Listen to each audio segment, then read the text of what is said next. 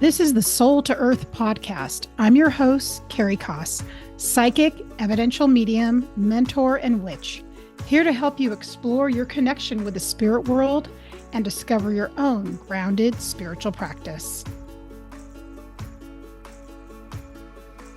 Welcome to the podcast. How are we doing, everybody?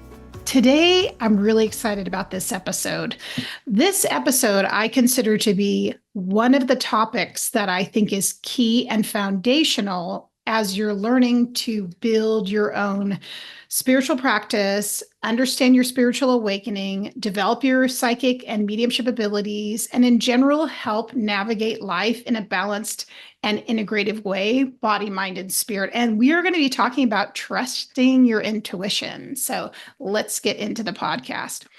Building my intuition personally was the defining thing that helped move me into a place of clarity, confidence, and also being able to navigate through the anxiety I felt when I started my spiritual path abruptly. And I have many moments along the way and a lot of things I can share, but I can really remember so many times being able to tap into my intuition during my 20s. And in my case, and we're going to talk about this, the different ways our intuition shows up for us and how we can learn to build trust with it. But for me, it had a lot to do with hearing and what I call clairaudience, hearing that voice of my intuition and also my spirit guides. And specifically, I remember this defining moment where I was making a big decision in my life on how to navigate my next steps, what career direction I was going to be going in, life path, location, a relationship. There was just a lot of things involved. And I was at this pivotal moment. And I remember specifically, I went to, if you're familiar with San Francisco, Golden Gate Park. I was in the middle of like a big storm in a relationship I was in. I had been moving away from the school where I was trained to do psychic work and energy work and connect with spirit. And it was a big time for me to make a decision, and I was nervous.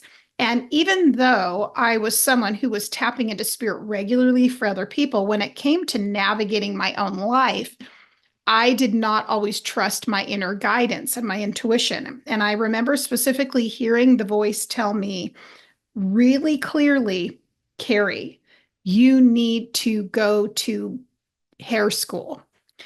And I remember thinking, that is absolutely ridiculous. How could that even be a viable path and an option for me? Because I was really connected in with my spiritual work and I didn't see the correlation. And even though it felt so right, what my guides and my intuition was telling me, I just did not trust it.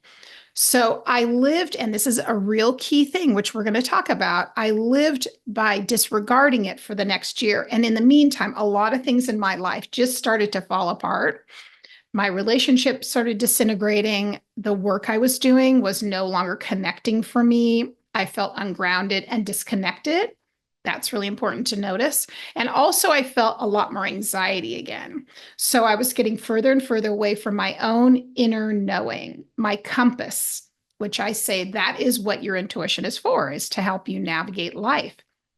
But I didn't trust it. But a year had passed and things were not working out. And I thought, I have nothing to lose. And so I followed the path of my intuition, and it has guided me ever since in the major life choices I have made when it comes to career, when it comes to personal relationships, both friendships and also romantically. It has helped me navigate really difficult circumstances that I've been in, which we all go through. And it has definitely made me feel clear. I feel like I'm living on my path and connected. So what we're going to be talking about today are a couple of things which you would imagine. We're going to be talking about, first of all, what is your intuition? Understanding everybody connects with their intuition in different ways. And so learning to reflect on yourself, how your intuition might show up for you in your life, but also understanding it's an evolutionary process. So your intuition and your connection to it will grow, mature, and evolve as you grow, mature, and evolve on your spiritual path. As you trust your intuition more, you in turn will be able to then take bigger steps, bigger leaps. And there's a sign there, right? Because your guides are connected to your intuition. And we'll get more into that in a moment. So why does the intuition matter so much? And why do we talk about it regularly? Your spiritual teacher is because your intuition is your inner knowing. It's connected to your soul, and it's connected to your soul's path and the design you set out for yourself when you came into this incarnation.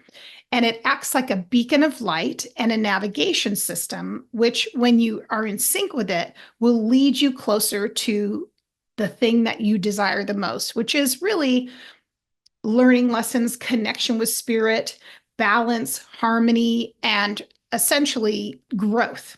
It also does so many more things, which are nuanced and beautiful along the way, teaching you life lessons, helping you develop and grow, really helping you anchor in your spirituality into your everyday life, and then sometimes sharing it with others. So it's our inner compass. It's an invaluable tool for trusting yourself and for a deep spiritual connection. And it helps us empowers us to make decisions without needing external validation. And this is a big thing. This was a big thing for me with trusting my intuition, because I was a person who was very sensitive, probably like many of you are, very overly compassionate, and got a lot of my guidance and validation externally because I didn't feel a strong enough anchor within myself. So learning to tune into your intuition can help you navigate life's uncertainties with a sense of calm and ease and certainty. And we stop relying so much on others for validation and their guidance and opinions.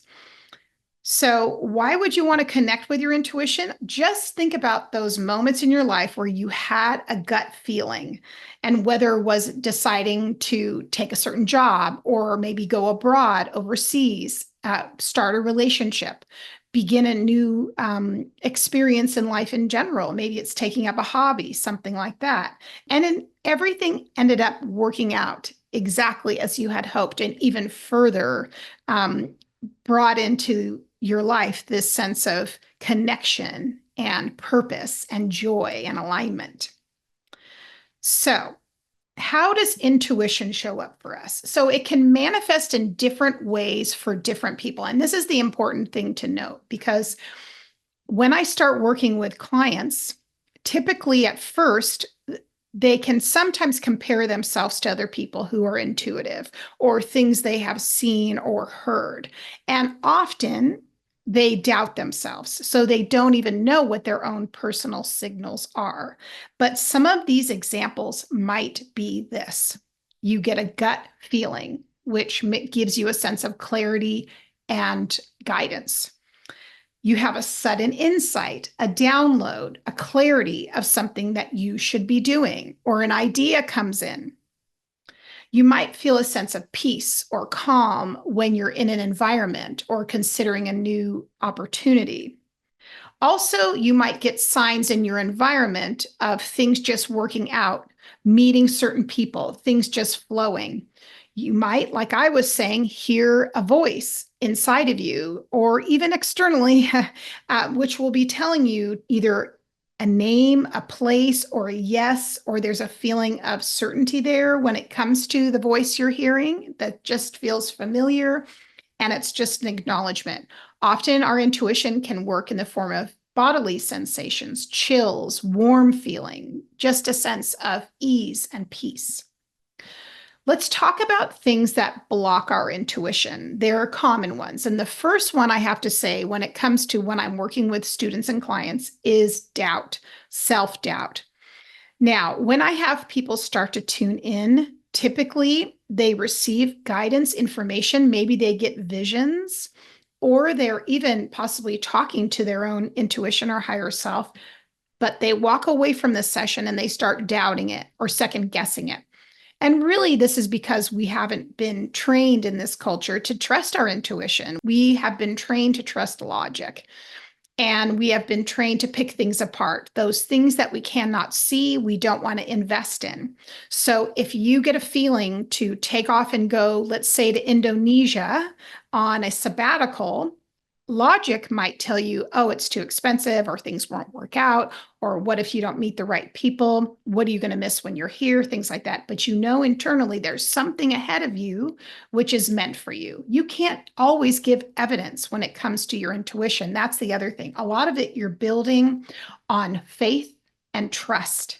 Fear also tends to be very loud, and it feels frenetic, whereas intuition feels calm and steady. So it does take practice learning to differentiate. Now, there is something when you're learning to distinguish your intuition. Sometimes we get an urge or an urgency to do something and act quickly. And that's really where we have to understand. Sometimes our nervous system is on overdrive and it is trying to lead us to do something, not based on calmness and intuition, but based on fear. So there's a thing that I go through with my clients, especially in coaching, where they'll say, "Well, I think I want to do this thing." And I'll say, "Okay, let's give it the intuitive test." And I take them back to a place where I ask them to breathe, get grounded. And then I have them do what's known as like a gut check or an interior check. And that's why we have to understand our own systems and energy first, as always, because we want to understand what means yes to us. For example, you can ask your intuition or your spirit team to give you a sensation or an experience which is a yes for you. So you will be able to discern when you're getting information what a yes feels like. For me, it's the chills down my legs. Every time I get the chills down my legs. If it's a no, I feel a sense of blockage. So you can ask your intuition and your guides to help you with this. It's another thing that's very, very useful. The next thing that stops us from trusting our intuition is having a very busy mind. Okay. And a lot of people can relate to this. I can relate to this, that sometimes our mind is going so fast and it wants to talk us out of things. And it also makes it harder for us to feel and sense and know what our intuition is even giving us, because the fear voice is so loud. The other thing is overwhelm. How many of you can relate to this? So for me, especially when my kids were younger, it was much more challenging for me to take the time to then listen to my intuition, because I was so busy being a mom, working a job, being a wife, my responsibilities, things that I did outside of, for my children outside of their classroom, and things that just kept me going all the time and made me feel like I don't have time to check in with my intuition. When I did every time, and things ended up flowing beautifully, falling into place, because that's what following our intuition does. It makes things just fall into place. It doesn't mean everything is going to be perfect and the things you're visualizing are going to work out exactly as you had hoped. I do want to differentiate that, but it does make what is supposed to work out for your highest good come together. And we're going to definitely talk about what kind of questions to ask your intuition as well, because sometimes it's much more based on what's for your best and highest good and your own growth rather than what you think you want. And this was one of my biggest ones, this one in particular, an over-reliance on external validation. As I've gone on my journey for as long as I've been on my path, over 30 years, what I've really come to realize about myself personally, which I like to be really transparent about, especially with my students and my clients, is that I was not always this grounded in my intuition. I, in fact, really relied on a more persuasive person outside of me who seemed to know what they were talking about rather than listening to my own higher self. So this was something that I've had to work on regularly to really strengthen my intuition and my connection with spirit. And fortunately, I've done that. I've put in the time and time again, trusting my intuition, and then now helping others to do the same. And I really understand often the need for clarity and guidance and doing it the right way. It's almost like part of our human brain and our ego wants to make sure things are okay, they're going to work out. But really often what spirit and our intuition is telling us to do is just to rely on ourselves and to strengthen that muscle rather than trying to get it from external sources. We've also been really trained to get answers outside of ourselves, to take the person who's maybe with the loudest voice, their opinion above our own. So something very understandable. We're going to move now into talking about how to strengthen your intuition. And I do want to point out, please, that I'm going to be releasing a mini course that you can use for yourself on learning to identify, strengthen, and understand your intuition on a daily basis, which will really help you to strengthen this muscle and to be able to feel much more connected, especially if you're on your spiritual path. Now, the main thing when we're going into a practice, anything like this, is to understand it's practice, and that most of us have been trained to lean into doubting ourselves.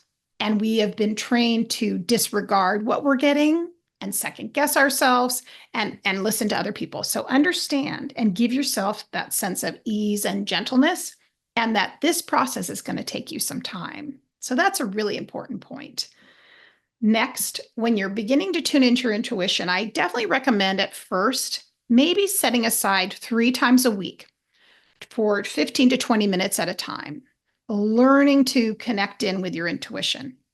Now, some of us have been meditating and have started meditating, and I do recommend that because meditation helps to calm the mind. It helps to understand the difference between your energy and your intuition and your thoughts. And I definitely would recommend downloading my free Sitting in the Power meditation. This is a really great way of learning to just let your mind and the thoughts it's got churning just relax and not over identify with them in a really comforting and easy way. And a lot of my students really enjoy it. So feel free to download that as well. And I'll leave the link here in the show notes. But you want to be in a place 3 times a week where you're going to allow yourself to just open up your consciousness and your intuition, and you're going to learn to connect with your intuition. And what I want you to write down is just a few little prompts, okay? And I'll give you some suggestions on how to do that. Now, these prompts are going to give you insight and information, and going to start opening up your intuition to run through your awareness so that you can start to create this consistent relationship with it. So some of the questions you want to think about, I like to say you want these questions to be open-ended. So you don't want to have a question you're going to ask your intuition at first that's yes or no. Yes or no puts, first of all, a lot of pressure on you to have to come up with an outcome. Also, your intuition, your subconscious, your guides don't work with you that way. They work with you with it being open-ended, where there's something for you to explore, expand upon, and to be able to have your insights flow naturally to you. And often our intuition is better served when we have an open-ended question to ask it. Sometimes, honestly, when you're going throughout your day and you've built that intuition, and if it's a certain situation where it's a yes or a no, and you know that it's like, should I go to this party or should I do this thing? You're going to get a yes or no. I will say that. But when you're learning to connect in and just build that musculature of that spiritual, connection, we want to start with open-ended. So we want to write out some intuitive questions. For example, something that would be good to start is, what messages have I been ignoring, right? What messages have I been ignoring? The other one could be, what would my higher self say about this situation? Something that's open-ended, something that helps you just be able to hear the messages, feel the messages, even getting an experience. It might come in the form of an image. It might come in the form of a knowing. It might come from a feeling of well-being. So if you start to do these things, we also kind of call them journal prompts, but it's like a way of checking in, and you're building that muscle. The other thing you can do is to start to work with a pendulum. Now, I'll be doing probably a class on this as well, at least a podcast on how to use a pendulum. Because I think when you're first starting to check in with the pendulum and you're building your intuition, it's a really helpful tool until you get very clear. And there's certain ways you want to use a pendulum. The main thing is that you want to have your body very stationary, your elbows very stationary on a table, and you want to be able to have a hand be absolutely steady. And it's good also if you have maybe a piece of paper that's has a circle on it, and it has yes or no on each side of it. And then you can ask it questions. Now, I know I said when you're starting to tap in to get into intuitive messages, at first, you don't want to ask yes or no. But when it comes to the pendulum, it's a little bit more, it's going right into your subconscious and giving you information. So you're learning to channel it. It's a little bit different than when you're experiencing it in your own, I would say, awareness. So there's two sort of types of being able to navigate that, right? Both of these things are important. So using a pendulum is an excellent tool. And again, 3 times a week, you're just working on these different exercises in order to open up your intuition. The other thing is you want to just practice stillness a few minutes a day, even if it's 10 minutes. And you can do this through walking, you can do it through breath work, meditation, yoga.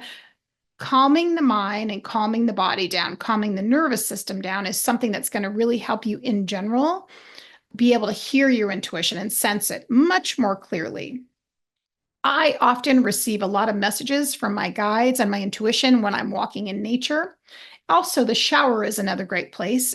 Being near water is wonderful, right? Let's finish today's episode by talking a little bit more about the greater experience of your intuition and why it's so important and helpful to us, especially if we're going through a spiritual awakening. One thing we really want to understand during a spiritual awakening, our whole interior is basically being tousled around and reformed. And the intention of it, from a spiritual perspective, is to get you in alignment, spirit, mind, and body, and be able to connect these parts.